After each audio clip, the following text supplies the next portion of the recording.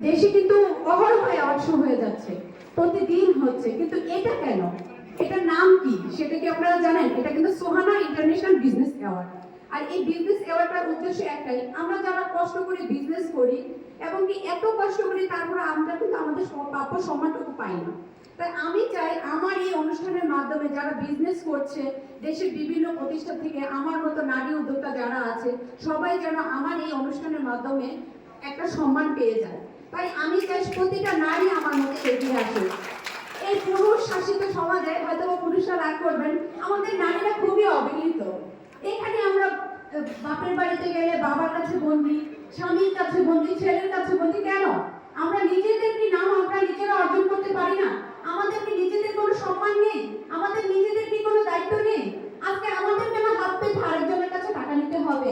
আমাদের কেন হাত পেতে একটা জিনিস একজনের থেকে চাইতে হবে? তাই আমরা চাই আমার মতো নারী যারা আছে তারা সবাই আমার মতো এগিয়ে আসবে এবং ছোট ছোট ব্যবসা দিয়ে কিন্তু বড় করা যায়। তাই আমি চাচ্ছি প্রতিটা নারী এগিয়ে আসুক। এবং আপনারা যারা আছেন সবাই আমাকে সাপোর্ট দিলে হয়তো একসময় আমি অনেক দূর এগিয়ে যেতে পারবো।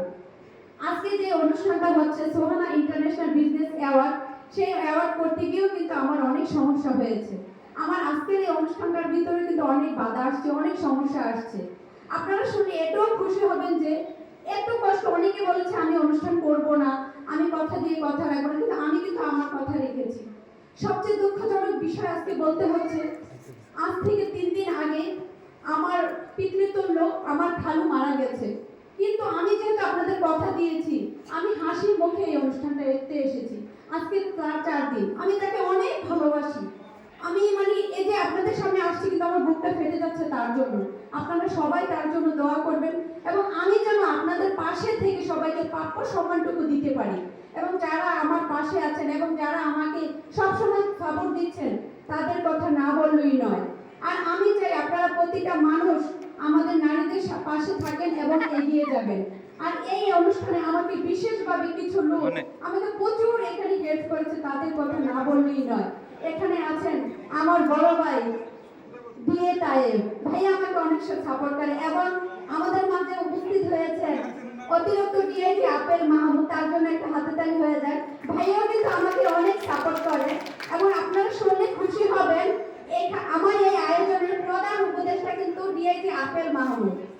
এবং ভাইয়া সবসময় আমার পাশে থাকেন এবং আরো অনেক লোক আছে, যেমন এখানে আমাদের সাথে উপস্থিত হয়েছে বীর মুক্তিযোদ্ধা চিত্রনায়ক সোহেল রানা। ভাইয়াও কিন্তু আমাদের জন্য অনেক অনেক সাপোর্ট। ভাইয়া কিন্তু অসুস্থ, তারপরে শুধু আমার কথা রাখার জন্য ভাইয়া এখানে আসছে। এবং আরো কিছু গুণী মানুষের কথা না বললেই নয়, বাড়ি সহ কাপু, সেও আমাকে অনেক সাপোর্ট দিচ্ছে, গৌতম দা এবং আরো অনেকে, যাদের কথা না বললেই তারা সবাই আমার পাশে ছিল। এবং আপনারা দোয়া করবেন তারা যেন সবসময় আমার পাশে থাকে। এ বলে আমি আমার বক্তব্য শেষ করছি। আসসালামু আলাইকুম, সবাই ভালো থাকুন, শুভ সন্ধ্যা।